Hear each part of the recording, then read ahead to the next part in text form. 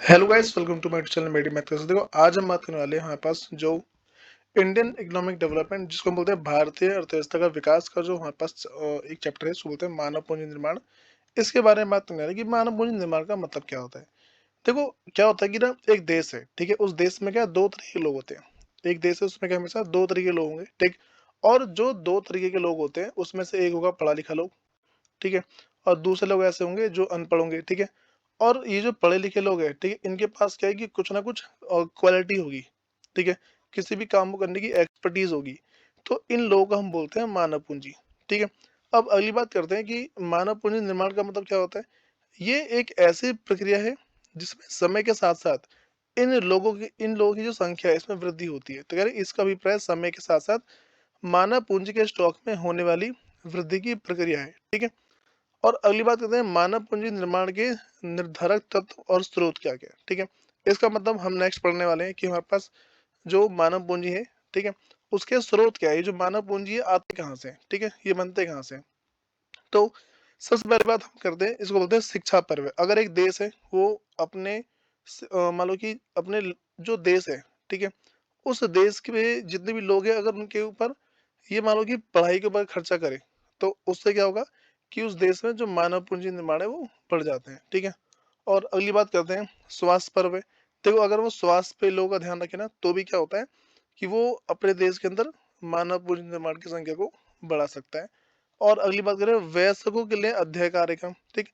अब जितने भी स्कूल वगैरह हैं, ठीक है, उन सब में क्या है कि या तो सरकारी या फिर जो गैर सरकारी है, ठीक है, वहाँ पे क्या है कि कार्यक्रम वगैरह चला है, ठीक है। मतलब कि जहाँ पे जो भी बच्चे कुछ सीखना चाहते हैं, उन सबको सीखने पे जोर दिया जाए, ठीक है।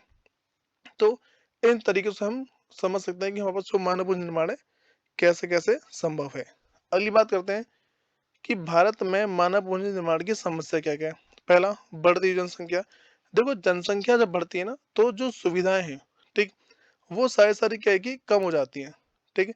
जिस कारण से हमारे पास क्या है, मानव पूंजी का निर्माण हो ही नहीं पाता है, ठीक। दूसरी बात, प्रतिभा पालन। देखो, अब क्या होता है, बहुत सारे लोग ऐसा करते हैं कि अपने देश के अंदर पढ़ाई करी और किसी और देश में शिफ्ट हो गए जाके, ठीक। इससे क्या होता है, हमारे देश में जो भी संख्या बढ़ने वाली थी, हमारे देश के अंदर जो भी मानव पूंजी निर्माण की संख्या बढ़ने वाली थी, वो क्या है, अपने आप कम हो जाती है, ठीक है। तो अगली बात करते हैं हम ये। देखो, एक क्वेश्चन की तरह कह रहे कि शिक्षा मानव संसाधन विकास का एक आवश्यक तत्व है, ठीक है।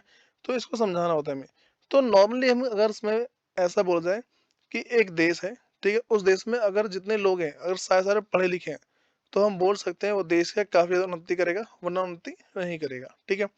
और शिक्षा का महत्व और उसके उद्देश्य, ठीक है, शिक्षा की क्या जरूरत पड़ती है और उसके उद्देश्य क्या है, शिक्षा हमें क्यों लेनी चाहिए, इससे एक जो नागरिक है वो जिम्मेदार बनता है, ठीक है। और विज्ञान और प्रौद्योगिकी इसको विकसित करता है अपने देश के अंदर या फिर पूरी दुनिया में। जितने भी साइंस की चीजें हैं, उन सब के लिए ये विकास का कार्य करता है।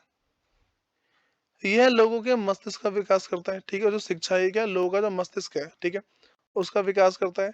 और अगर अगली बात करें हमारे पास, ये मानवीय ये मानवीय व्यक्तित्व को विकास करता है। मतलब जो इंसान है, उनके अंदर मानवता लेके आता है, ठीक है। अगली बात करते हैं भारत में शिक्षा क्षेत्र का विकास कैसे कैसे, ठीक है। पहले अगर उच्चतर शिक्षा की बात करें, ठीक है, तो इसमें यह बता रखा है कि स्वतंत्रता प्राप्ति के बाद देश में उच्चतर शिक्षा के क्षेत्र में काफी विकास हुआ है, ठीक। लगभग 903 विश्वविद्यालय देश के उच्चतर शिक्षा प्रदान कर रहे हैं, ठीक है। तो अब जो है ना, वो संख्या बढ़ के 39,050 हो गई, ठीक है। दूसरी बात, तकनीकी चिकित्सा कृषि शिक्षा, जिसको बोलते हैं कृषि शिक्षा, इन सब के बारे में अगर बात करें तो तकनीक में वृद्धि हुई है। और जो चिकित्सा है, जो डॉक्टर की जो पढ़ाई वगैरह है, इन सब में वृद्धि हुई है। और जो कृषि की शिक्षा है, इसमें क्या वृद्धि हुई है। अगली बात है, ग्रामीण विकास हुआ है इससे, ठीक। मतलब कि जो गांव वगैरह के इलाके हैं, वहां पे काफी ज्यादा विकास हो गया है। अगला, वयस्क तथा महिला शिक्षा, ठीक। अब क्या है कि महिला को भी ना शिक्षा वगैरह दी गई है, ठीक है, जिससे क्या है कि मानव पूंजी का निर्माण हो सकता है, ठीक। हम जो टॉपिक पढ़ रहे हैं, पहले हमें बता चाहिए टॉपिक क्या है कि भारत में शिक्षा क्षेत्र का विकास कैसे कैसे हुआ है, ठीक है। कि जो भारत है, भारत में शिक्षा क्षेत्र का विकास कैसे हुआ है। तो ये सारी सारी बातें हैं, ठीक। मेरे पास जो नेक्स्ट टॉपिक है कि शिक्षा अभी भी एक चुनौतीपूर्ण समस्या है, समझाओ कैसे, ठीक। पहला, निरक्षर व्यक्ति की संख्या बढ़ी है, जो अनपढ़ लोग हैं, ठीक है, उनकी संख्या क्या है, काफ़ी ज़्यादा बड़ी है। तो अगर एक अनपढ़ इंसान है, ठीक है, अनपढ़ इंसान हमेशा बोलता है कि पढ़ लिख के कुछ नहीं होता। तो उसको देख-देख के क्या है, जो और लोग हैं, वो ही बोलते हैं, हाँ भाई ऐसा कुछ होगा ही नहीं पढ़ लिखने से। अगली बात, ग्रामीण पहुँच का निम्न स्तर है। देखो अभी बहुत सारे गाँव ऐसे हैं जहाँ पर पढ़ाई तो ना के बराबर है, ठीक है। अगली बात है लिंग भेद, ठीक। तो देखो हम टॉपिक पढ़ रहे हैं कि शिक्षा अभी भी एक चुनौतीपूर्ण समस्या है, कैसे, ठीक है।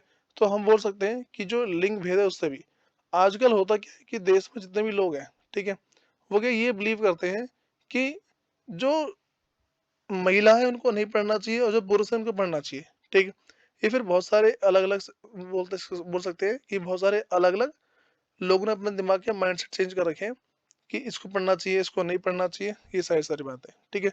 तो ये हमारे पास इसी बेस पे चैप्टर खत्म होता है। देखो तो मैंने इस पूरे चैप्टर में करना क्या है, या फिर मान लो कि जो अगर कभी अगर सेल्फ स्टडी करेगा तो कैसे करेगा? सबसे वो वीडियो को देखेगा, ठीक है? क्योंकि मैं जो वीडियो है उसमें सबसे इम्पोर्टेंट वही समझाया हुआ है, ठीक है? दूसरी बात करते हैं, वीडियो देखने के बाद क्या करना है उसको? जितने भी नोट्स हैं, वीडियो को पॉज़ करके पढ़ना है, ठीक है? वीडियो को रोकना, ठीक है? और फिर इसको रीड करना शुरू करना, ठीक है? और तीसरी बात, जितने भी नोट्स हैं उन सबको लिखना है, ठीक है? अगर तुम इतना कर लेते हो तो तुम्हारे काफ़ी ज़्यादा ये मान लो कि अच्छे मार्क्स आने के चांस है। मिलते हैं इसकी नेक्स्ट वीडियो में। धन्यवाद।